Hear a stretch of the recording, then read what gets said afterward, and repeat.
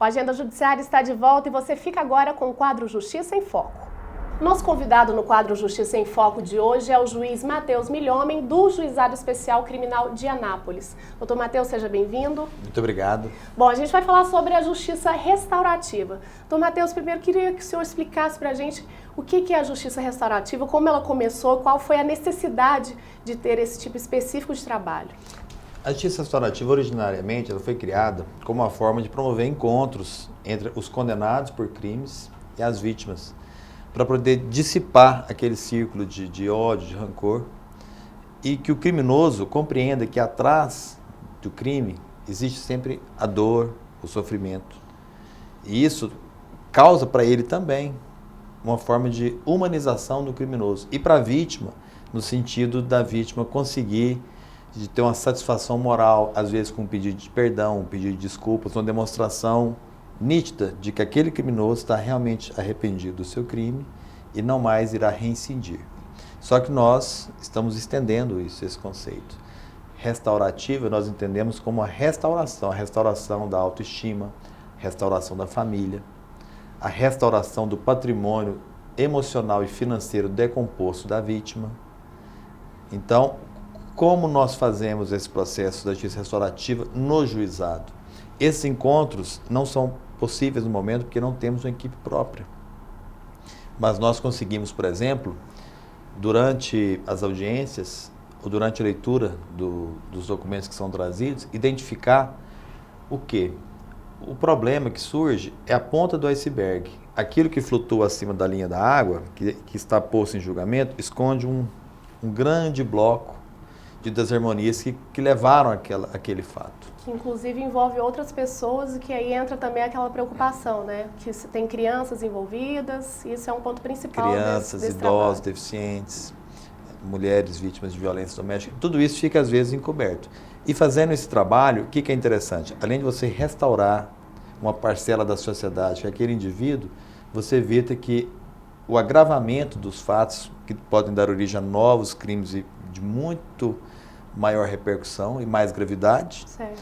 E uma forma de pacificação social, que é a função do juizado.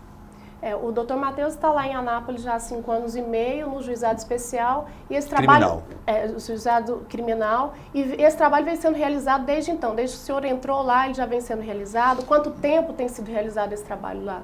Com mais intensidade nos últimos 3 anos, porque isso demorou muitos anos. Até a gente, como magistrado, a gente vai evoluindo na nossa carreira, no nosso modo de pensar. Vai percebendo, né, dessa necessidade. Exatamente, porque é uma evolução. Uhum. A engenharia, a ciência médica evolui, o direito, a justiça também tem que evoluir. Até porque o direito e a lei, se no passado era a mesma coisa, hoje já não é mais. Então o que a gente verifica? Quando você está conversando, vamos pegar um exemplo aqui, uso de entorpecentes. Hoje o uso de entorpecentes, ele foi despenalizado, mas não descriminalizado. Continua sendo crime, mas não tem mais aquela pena corpórea de ir para a cadeia. Você vai conversando ali, você verifica, tem filhos? Geralmente tem filhos menores de idade. Olha, proteção integral da Constituição Federal. Não é um alerta vermelho? O pai e a mãe estão ali respondendo já na justiça por uso de entorpecentes, negligente com a sua saúde, com o seu corpo, com um problema de autoestima emocional. Acompanhando todo esse processo. Né? E a criança acompanhando o processo. O que nós temos que fazer então?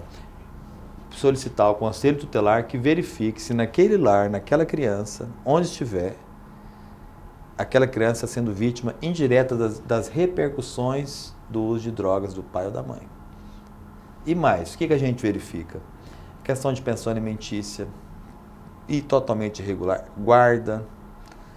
Ontem mesmo na audiência, a pessoa respondendo lá, minha esposa faleceu. Aí e seus filhos? Não, meus filhos estão com a sogra numa cidade do interior. Falei, pois não, passa o endereço, por favor, onde eles estão, o nome e o telefone, que a gente vai pedir para verificar como eles estão. E a pessoa não sabia informar. Então, ou seja, já estava abandonando os filhos. Claro. Isso é crime de abandono. Então, foi dito, falou, em 5 dias nós queremos o endereço e os filhos. O Conselho Tutelar vai verificar como estão, se o senhor está pagando a pensão. Se não existisse esse trabalho, essa questão ia ficar completamente desconhecida. Né? Desconhecida. Essas crianças desacompanhadas E olha que interessante, quando você pega indivíduos no mundo do crime, o primeiro fator é a desagregação familiar. Então, uma atenção básica. Isso é feito no juizado, mas pode ser feito em todas as varas judiciais do Brasil, não apenas na área criminal, qualquer processo civil que tenha uma repercussão ali emocional, algo que pode perturbar o bem-estar familiar, o juiz tem que estar atento. E provocar outros problemas futuros, de repente, né? Isso. Aí várias vezes eu já recebi relatório, você pede, então o conselho, nós desenvolvemos um questionário. O conselho tutelar vai lá e verifica tudo. Até vacinação. Então a gente já recebeu lá relatório de crianças convivendo com todo tipo de lixo e sujeira, crianças sem nenhum atendimento médico, dente podre, sem vacinação, sem estar na escola, já com idade avançada, sem estar na escola, sem guarda regularizada, sem estar recebendo pensão alimentícia. E como é que tem sido essa parceria, doutor Matheus, lá em Anápolis?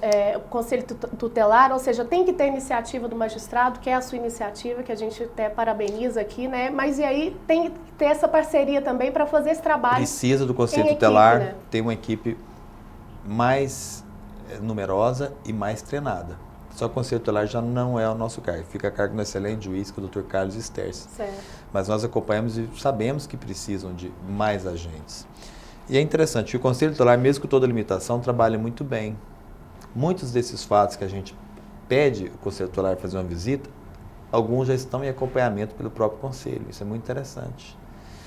E o Conselho Tutelar, com as visitas regulares que fazem, a gente vê nitidamente o progresso que acontece. Um caso específico.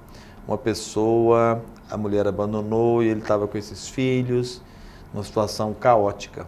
Então ele usava entorpecentes, ele pensou assim, vou cumprir a transação penal, estou livre da justiça. Mas recebeu depois a visita do conselho. E o conselho verificou todos aqueles problemas.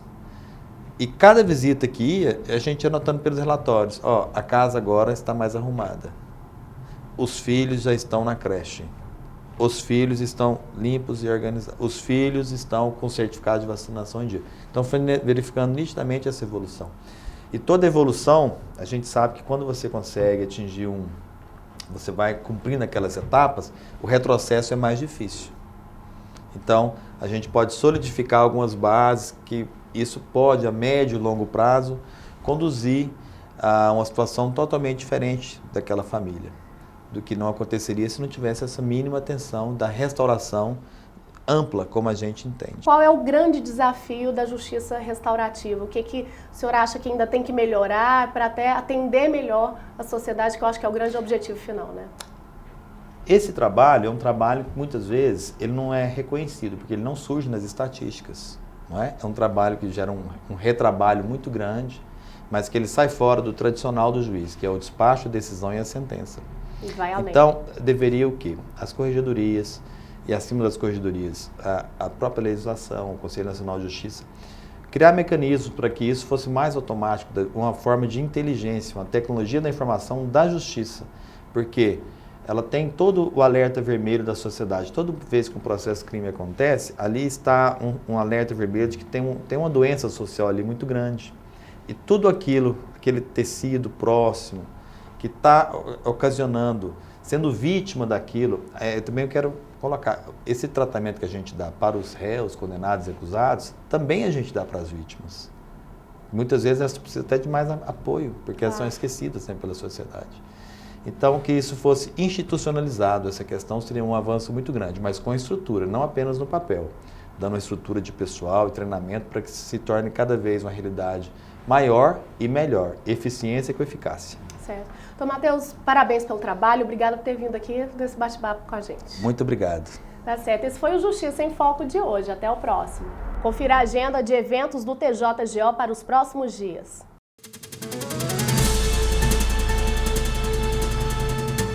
A próxima semana será movimentada para a equipe do projeto Acelerar Previdenciário. 4 cidades vão receber o mutirão. São elas: São Simão, Cachoeira Alta, Paranaiguara e Maurilândia. A expectativa é de que sejam realizadas mais de 280 audiências entre os dias 27 de junho e 1º de julho.